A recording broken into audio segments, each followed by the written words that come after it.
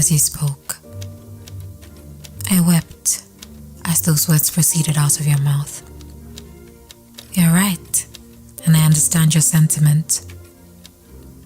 I never saw you growing up, but your presence always lingered. Mommy was happy. Her joy, however, was gone. Whenever she was silent, I knew she was thinking of you. Sometimes at night, I'd hear her weeping as she prayed for you. She prayed for you to be protected. She prayed that they would treat you right. She prayed you were loved. She prayed to take all your tears so you'd not feel the pain, without expressly saying it. Our parents compare me to you. They wonder what could have been if you were still here. After every achievement of yours, they wonder if it would have been better if you were here. So even though I have never seen you, I know you. Even though I was not there when it happened, I still bear the brunt of it. I've been laughed at and teased by your new family. They say, oh, look at those people, from grace to grass. They definitely live in a shithole. They look at our family, your family, and say, this phoenix will never rise out of the ashes. Let us give them breadcrumbs. That way, they'll forever be dependent on us. Do you know what hurts me the most? They are the same people who abducted you. They took you away. Am I playing their blame game? No. I'm just stating facts. Yes, Mom and Dad should have done better. They should have protected you with their lives because you are our treasure. They should not have entertained your new family. Granted, they came in sheep's clothing, but that's no excuse. We should have sniffed the smell of wolves. I hate that we still take their breadcrumbs. We are the only family that can stand on its own without help from others. And I know that sounds obnoxious, but it is the truth.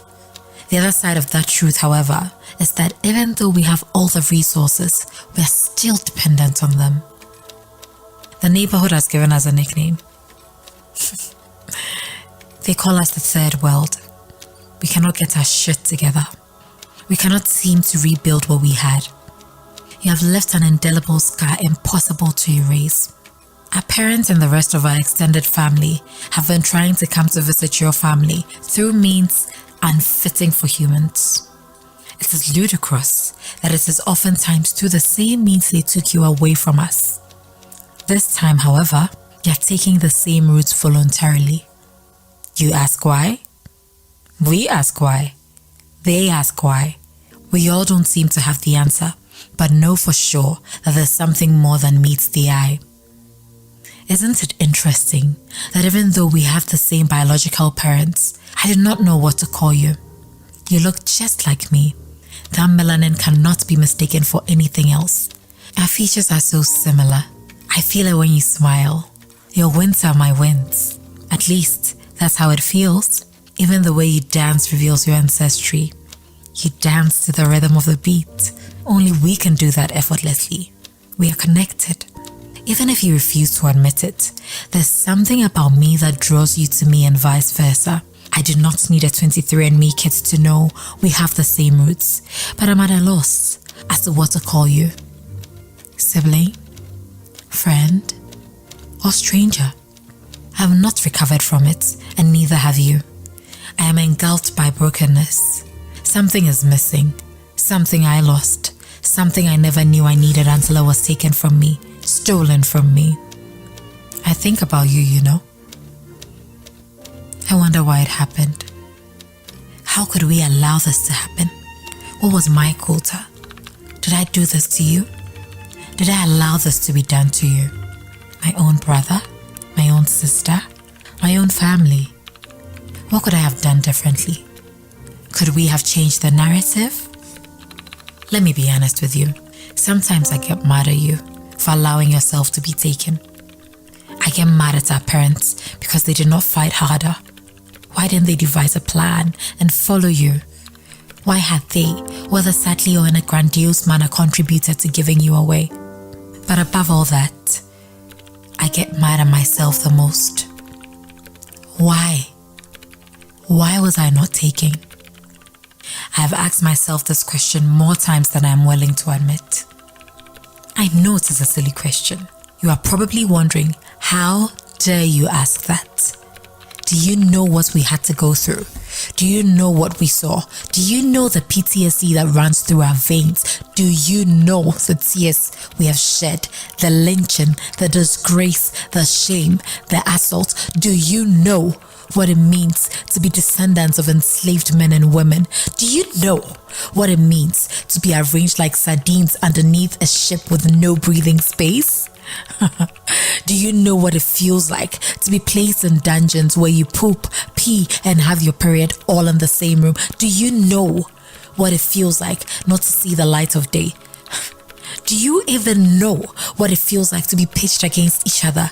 Do you have any idea what it means to be disgusted by the color of your skin because of what it connotes to others? Do you know what it means to be part of the minority wherever you go? Do you know what it means for your future to be cut out for you from day one because the system was not created with you in mind? Do you know what it means not to be represented for your lips, nose, hair, and skin color to be a recipe for unwarranted jokes? I wish I could say I know how it all feels, but no, I cannot. I cannot imagine your predicaments because I have not been in your shoes. They took your name. They took your identity. They took your language. They took your belongingness. And I know I'll never understand what you went through. I cannot begin to fathom what you go through on a daily basis. I cannot put myself in your shoes. I can tell you, however, that being in my shoes is not a field trip either. This is no Wakanda. Something was taken from me too. My vibranium. A part of me. You.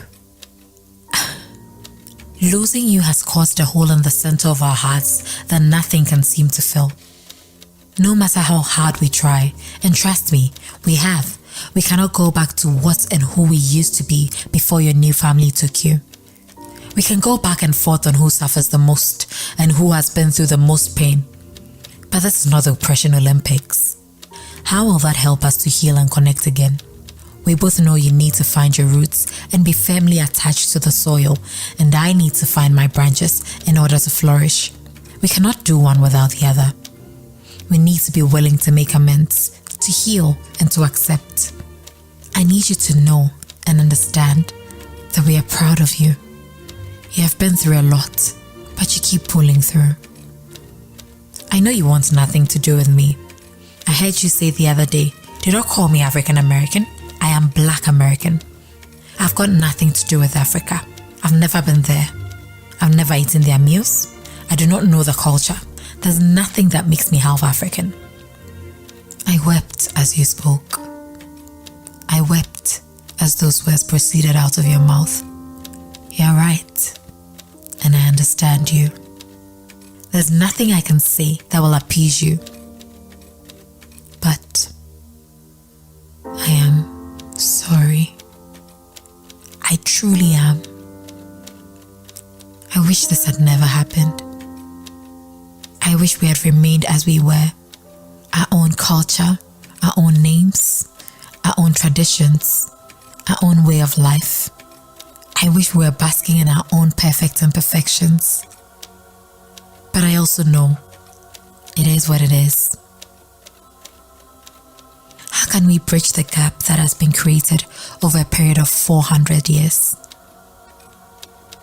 I believe it starts when we both open our arms wide. Come back home and claim your birthright. You do not have to stay, but just come and connect to your roots. I know all your emotions will come running back to you. The sadness, the hate, the anguish, the anxiety. And when it does surface, feel it all. Do not try to stop it. Feel it all. Take it all in and release it. I'll be right here, standing by your side. You have shoulders to cry on now. Shoulders that look like yours. Shoulders that are willing to carry the weight, willing to admit their wrongs, willing to accept you just as you are. Everyone grieves differently. If you're ready to let go, so am I. If you're not ready, that's okay. I'm still here, ready and willing to listen to you. My doors will always be wide open. You are and will always be.